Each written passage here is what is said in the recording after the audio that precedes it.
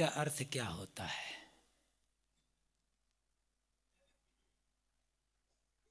संक्रांति शब्द संक्रमण से बना है।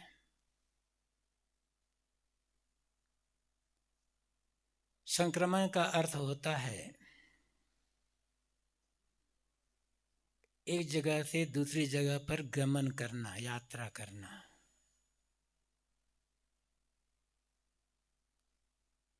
आज के दिन सूर्य मकर राशि में प्रवेश करता है, इसलिए इसे मकर संक्रांति कहते हैं। 12 राशियां मानी गई है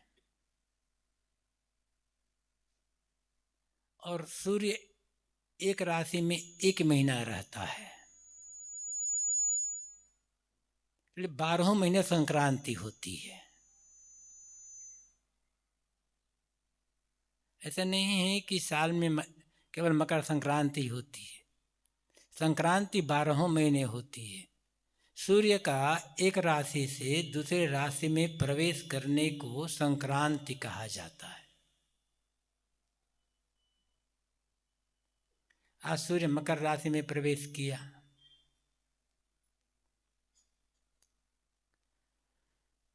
हमारे जीवन में संक्रांति कब घटित होगी? क्या हमारे जीवन में भी संक्रांति हो सकती है? हो सकती है, लेकिन इसके लिए हमें स्वयं को प्रयत्न करना होगा। सूर्य का एक राशि से दूसरी राशि में प्रवेश करना एक प्राकृतिक घटना है।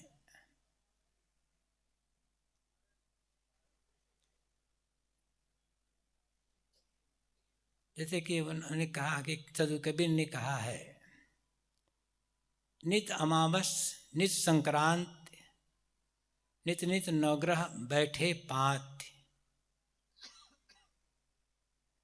जो ज्ञानी पुरुष होते हैं उनके लिए नित्य अमावस्या है, नित्य संक्रांति है और नित्य नित्य अर्थात रोज नवग्रह एक पंक्ति में बैठते हैं। आकाश में 9 ग्रह माने गए हैं। अरे 9 ग्रह एक सिधाई में कभी नहीं आते। आएंगे तो एक बड़ी खगोलीय घटना होगी है।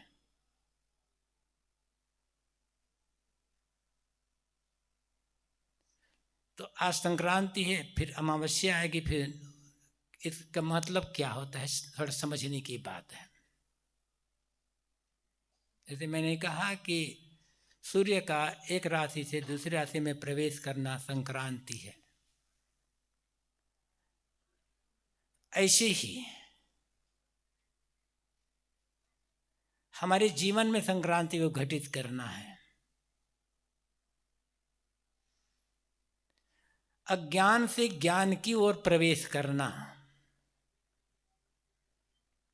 देह भाव से आत्मभाव में मन का लगना, क्रोध से क्षमा की ओर, बैर से प्रेम की ओर, हिंसा से अहिंसा की ओर, घृणा से प्रेम की ओर, मोह से भक्ति की ओर मन का लग जाना, इस संक्रांति है जीवन की। हर आदमी के मन में अज्ञान है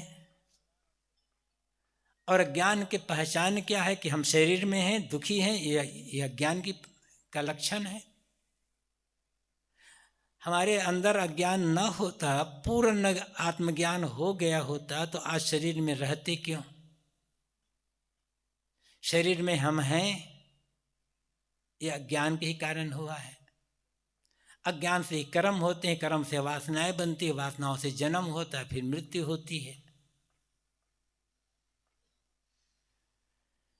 यदि मन दुखी है तो अज्ञान है।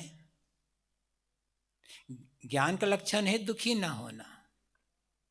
ज्ञान का अर्थ बहुत जानना नहीं होता है। ज्ञान का अर्थ है किसी भी परिस्थिति को लेकर, किसी भी घटना या किसी भी बात को लेकर मन का दुखी ना होना, हर परिस्थिति में मन का शांत, अविचलित, निर्द्वंद रहना, यह ज्ञान है।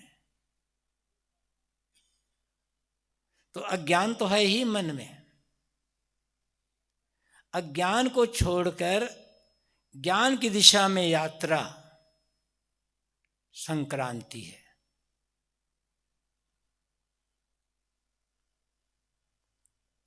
अनेक प्रकार के विकार हैं मन में। अज्ञान होगा तो विकार होंगे, और ज्ञान यदि हो गया तो विकार समाप्त हो जाएंगे। तो विकार जितने ज्यादा होंगे मन उतना मलिन होगा। तो मन की मलिनता से निर्मलता की ओर यात्रा करना, निर्मलता के लिए प्रयास करना, निर्मलता को जीवन में लाना, इस संक्रांति है। मैंने कहा था हर आदमी के मन में क्रोध है, और सब जानते हैं कि क्रोध का परिणाम कितना गलत होता है। क्रोध को छोड़कर क्षमा की ओर यात्रा करना, क्रोध भाव त्याग कर क्षमा भाव मन में रखना, संक्रांति। आप इसको ऐसे बढ़ाते चले जाए। थोड़े में कहे तो दुख से सुख की ओर यात्रा संक्रांति है। दुख तो किसी को पसंद नहीं है। हर आदमी अपने अपने ढंग से दुख को मिटाने के लिए प्रयत्न कर रहा है। अब किसका दुख कितना मिटा है या मिट रहा है, ये अलग बात है। दुख तो है मन में। दुख का घटते जाना और सुख का बढ़ते जाना। जितना दुख घटेगा उतना सुख बढ़ेगा।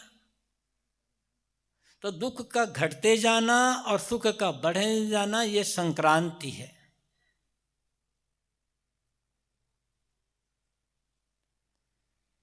हमारा जीवन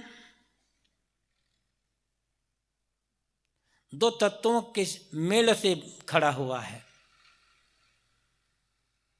जड़ और चेतन। जड़ तत्वों से इस शरीर का निर्माण हुआ है,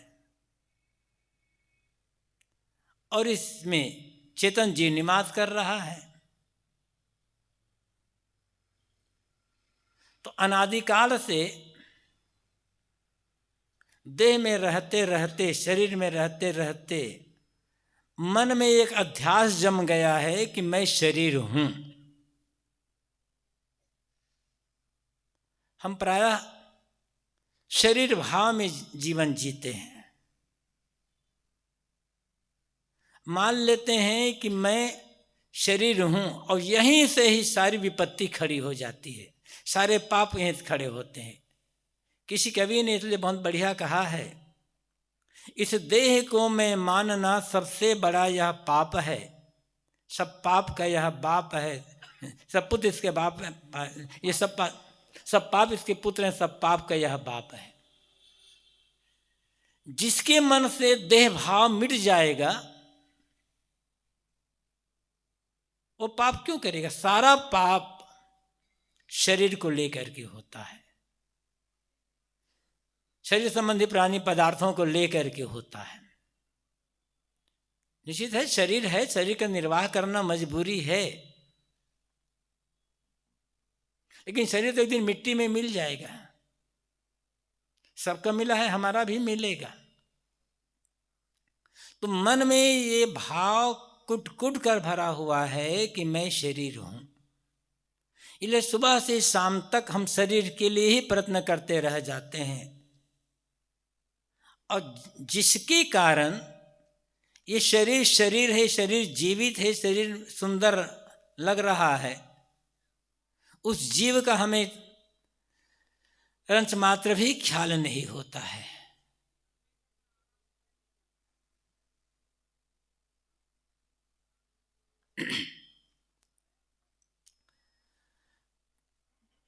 दोनों का बोध, शरीर और जीव की भिन्नता का बोध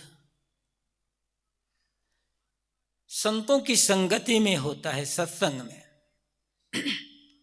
जब उनके आत्म विषयक, आत्म विचार पर उपदेश सुनते हैं, ज्ञान सुनते हैं, तब और धीरे धीरे शरीर का निर्वाह करते हुए भी शरीर भाव से मन का ऊपर उड़ते जाना और आत्म भाव में मन का टिकते जाना, ये संक्रांति है। और ये संक्रांति घटित हो जाए, शरीर तो है, शरीर के जो निर्वाह का काम है, सुबह शौच, दांतों, नहाना धोना और जीवन निर्वाह करना, भोजन करना, ये सब कुछ करते हुए भी उस प्रकार से करें जैसे कोई बेगारी में काम करता है। किसी के यहाँ किसी को मुफ्त में काम करना पड़े तो मजबूरी में करता है, ऐसे शरीर का निर्वाह एक मजबूरी वश करके अधिकतम समय हम यदि आत्मभाव में, आत्मलीन होने में, कल्याण के काम में करें तो जीवन में संक्रांति घटित हो जाएगी और एक महापर्व हो जाएगा। किंतु हमें ऐसा बताया नहीं जाता है कि बस मकर संक्रांति आई, खिचड़ी बना लिए, तिल के लड्डू खा लिए, गंगा में स्नान कर लिए, हो गई संक्रांति। ये तो जीवन में कितने बार आए और कितनी बार आएगी यदि जीवन रहेगा तो। ध्यान में बैठे, भजन करने तो बैठते हैं, बहुत लोग करते हैं, अनेक लोग ध्यान में बैठते हैं, और जैसे ध्यान में बैठे ऐसे कहाँ कहाँ के कैसे कैसे विचार मन में आने लग जाते हैं, अनेक प्रकार के विचार। उन विचारों को छोड़ते जाना, छोड़ते जाना, छोड़ते जाना, और जब सारे विचार छूट जाते हैं, निरंतर का अभ्यास करते करते विचारों दृष्टा बनकर विचार छोड़ते छोड़ते जब सारे विचार छूट जाते हैं, मन निर्विचार हो जाता है, निसंकल्प हो जाता है, तब मन आत्मलीन हो जाता है। तो मन के सारे विचारों को छोड़कर मन का निर्विचार होकर के आत्मलीन हो जाना संक्रांति है। बस जीवन का बेड़ा पार, जीते जी कल्याण का अनुभव हो जाएगा। इसलिए सद्गुरु कबीर कहते हैं, नित अमावस नित संक्रांति। जो साधक होते हैं, जो ज्ञानी पुरुष होते हैं, उनके लिए नित्य संक्रांति है, क्योंकि रोज वो देह भाव को छोड़कर आत्मभाव में मन को स्थित करने का काम करते हैं। इसी को हम ध्यान और भजन कहते हैं। संसारी लोगों के लिए तो महीने में एक संक्रांति आती है, लेकिन वो लोग बाकी संक्रांति जानते भी नहीं है, केवल मकर संक्रांति को जानते हैं। किंतु ज्ञानी, उसके लिए रोज संक्रांति, रोज पर्व का दिन होता है। संक्रांति मतलब आज एक पर्व का दिन है, तो उसके लिए रोज संक्रांति है, रोज पर्व का दिन है। और साहब ये भी कहते हैं नित अमावस। जो ज्ञानी साधक होते हैं उनके लिए नित्य अमावस्या, लेकिन अमावस्या तो महीने में एक दिन होती है, कृष्ण पक्ष की 15वीं तिथि को अमावस्या कहते हैं। अब ये महीने में 12 अमावस्या होती है, लेकिन सदगुरु कबीर कहते हैं नित अमावस। ज्ञानी के लिए, साधकों के लिए नित्य अमावस्या है। तो नित्य अमावस्या कैसे होती है? अमावस्या शुद्ध शब्द है अमावस। अमा का अर्थ होता है साथ साथ, वस का अर्थ होता है बसना, रहना, साथ साथ रहना, साथ साथ चलना अमावस है। तो किसका साथ साथ रहना, किसका साथ साथ चलना? अमावस्या के दिन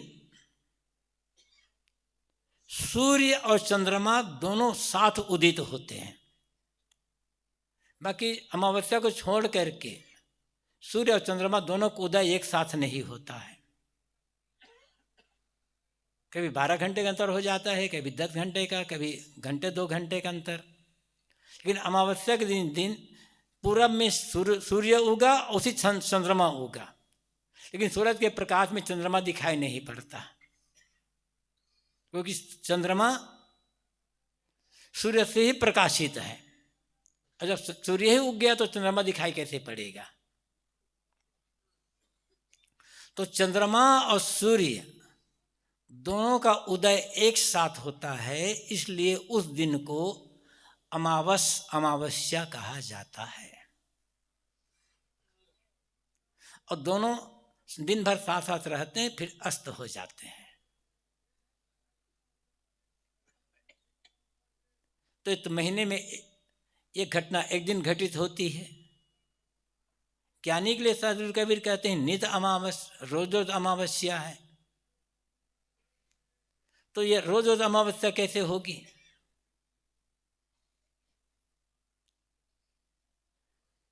आध्यात्मिक और धार्मिक क्षेत्र में चंद्रमा और सूर्य को देवता माना गया है। वैसे भी लौकिक जगत में भी लोग मानते हैं चंद्रमा सूर्य को देवता, लेकिन आध्यात्मिक और धार्मिक क्षेत्र में इनका अलग अर्थ किया गया है। चंद्रमा मन का देवता माना गया है,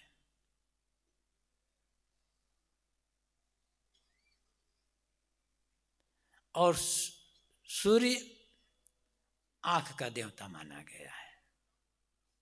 और वैसे भी आंख देवता न भी मानेंगे तब सूर्य प्रकाश स्वरूप होता है। सूर्य प्रकाश देता है हमें। प्रकाश ज्ञान का प्रतीक है। चंद्रमा में अपना खुद का प्रकाश नहीं है। चंद्रमा में जो प्रकाश दिखाई पड़ता है वो सूर्य का प्रकाश है।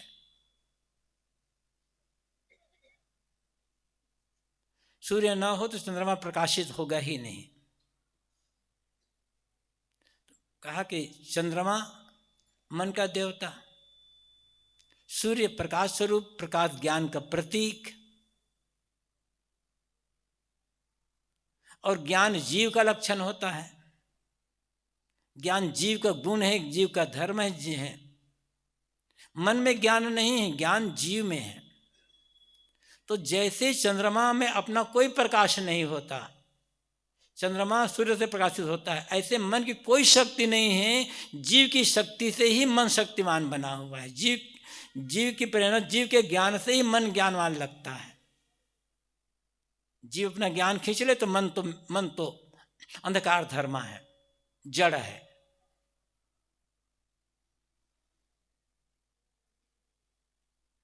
मन को सत्ता देने वाले हम आप खुद हैं, मतलब जीव खुद है। मन जीव का ही बनाया हुआ है। देख सुन करके मन बनता। मैंने कहा कि सूर्य आंख का देवता है और चंद्रमा मन का देवता। तो सदगुरु कबीर ने ने कहा है, नैनन आगे मन बसे, पलक पलक करे दौर। नेत्रों के आगे मन बसता है।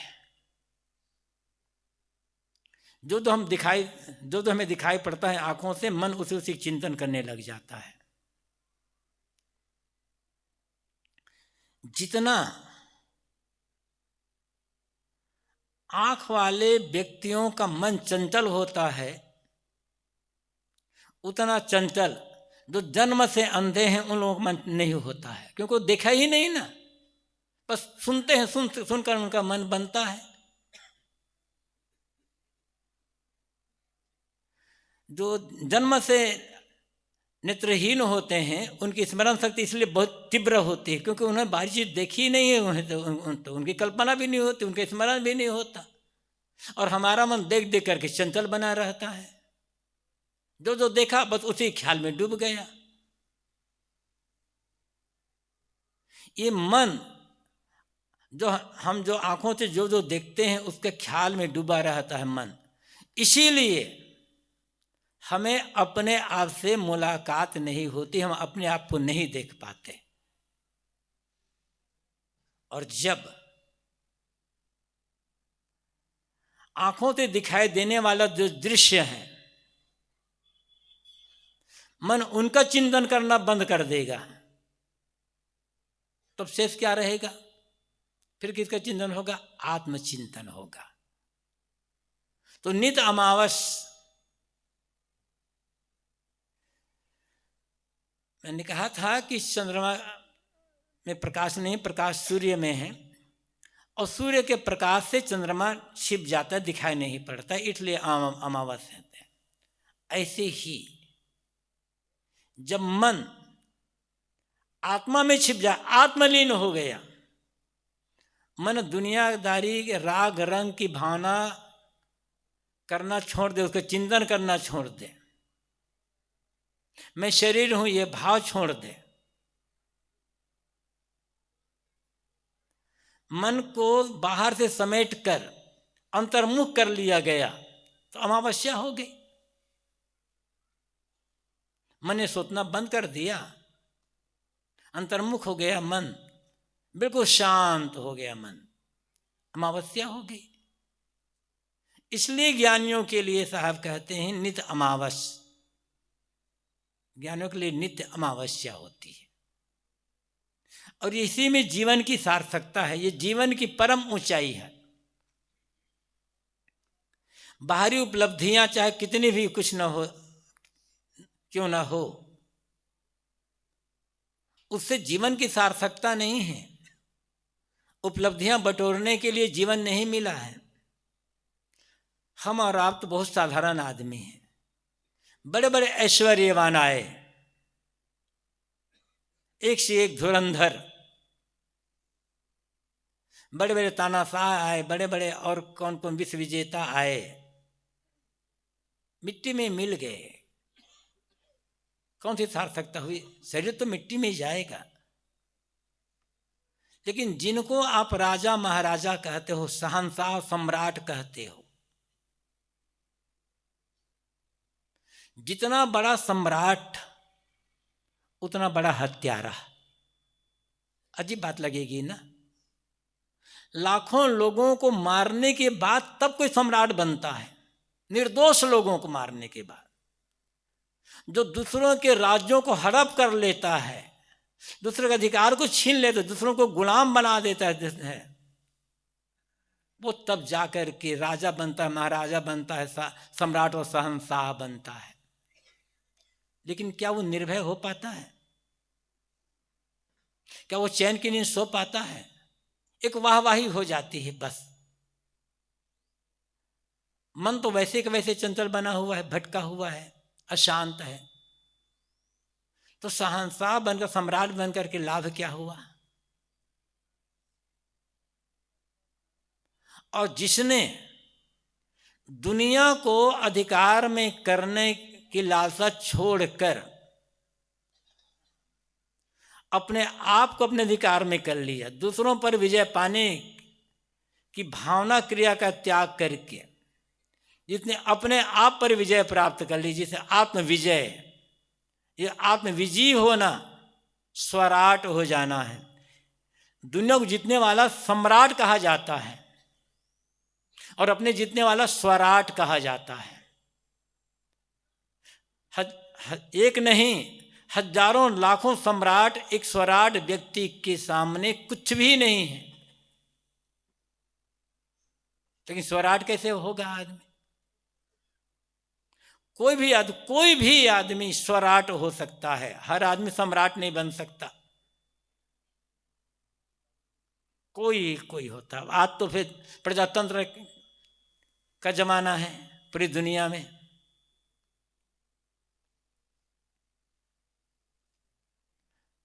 लेकिन हर आदमी स्वराट हो सकता है। अपने आप पर पूर्ण विजय, पूर्ण आत्मसंयम से आत्मविजय मिलेगी। तो इस उपलब्धि के सामने और कौन सी उपलब्धि होगी? तो अमावस्या का अर्थ क्या होता है? मन का बाहर से लौटकर, सारा संसारी चिंतन छोड़कर आत्मचिंतन करते हुए आत्मलीन हो जाना, मन का आत्मरूपी सूर्य में समाहित हो जाना, ये अमावस्या है।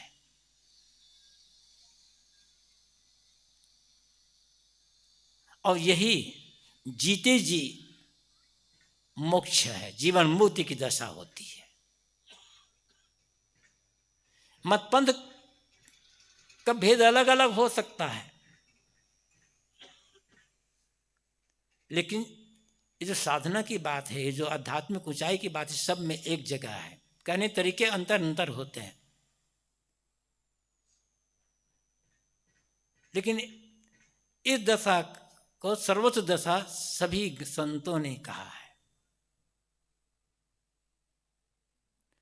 तो मन को समेट करके आत्मलीन करना।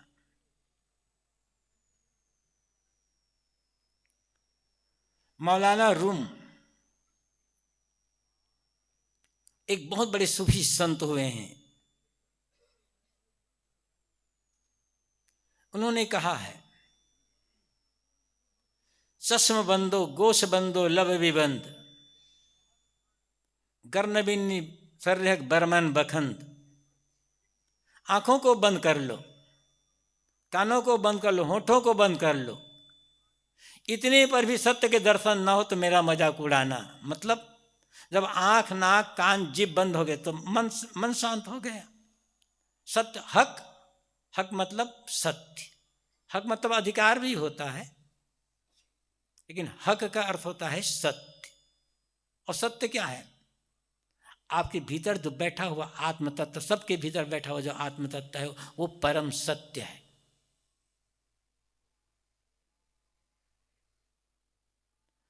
कुल मिलाकर के सार बात इतनी ही है,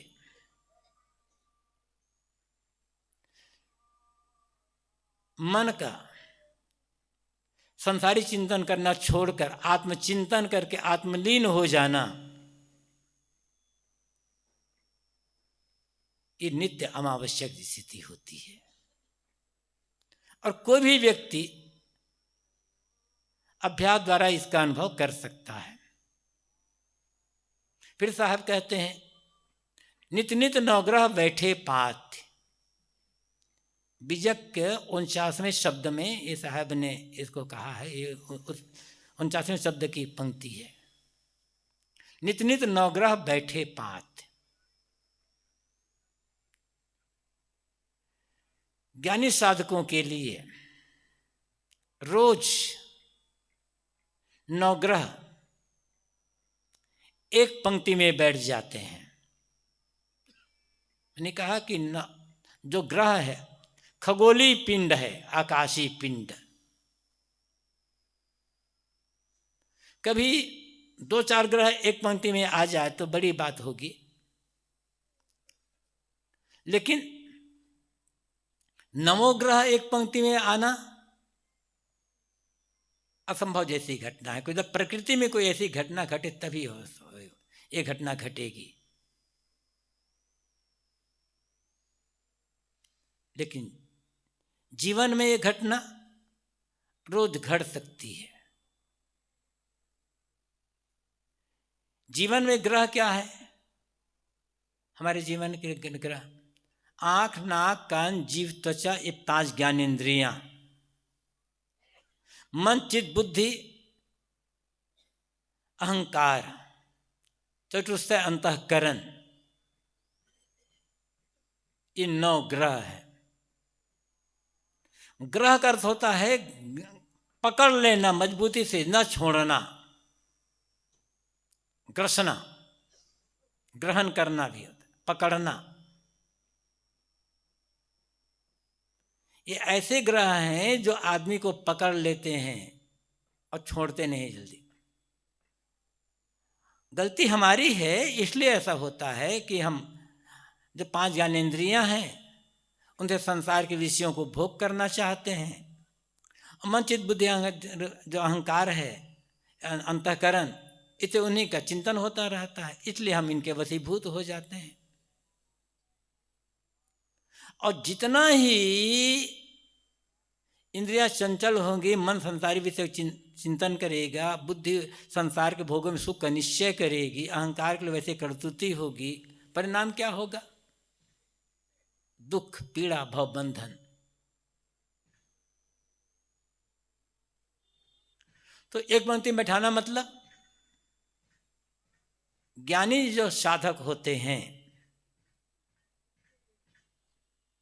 इन 9 ग्रहों को, 5 ज्ञानेंद्रिय और चतुर्थ अंतःकरण, इन 9 ग्रहों को एक संयम रूपी पंक्ति में बैठा देते हैं। मतलब इन 9 का संयम कर लेते हैं। 9 का संयम हो जाना मतलब एक पंक्ति में बैठना है।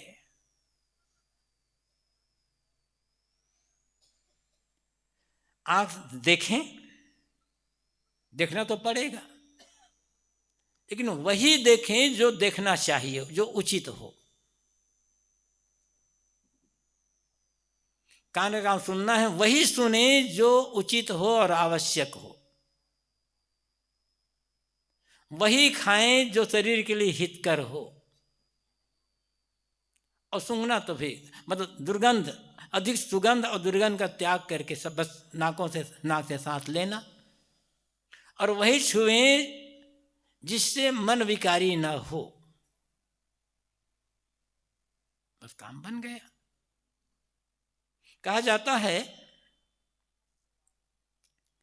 एक राजा था, उसकी एक ही राजकुमारी थी। राजकुमारी बड़ी हुई, शादी योग्य, तो उस राजा ने एक घोषणा कर दी कि जो मेरी पुत्री से विवाह करेगा वही मैं इस गद्दी का, मेरे राज्य का उत्तराधिकारी मालिक होगा। अनेक राजकुमार आए। राजा अपनी बेटी को, अपने राजकुमारी को दिखाता नहीं था।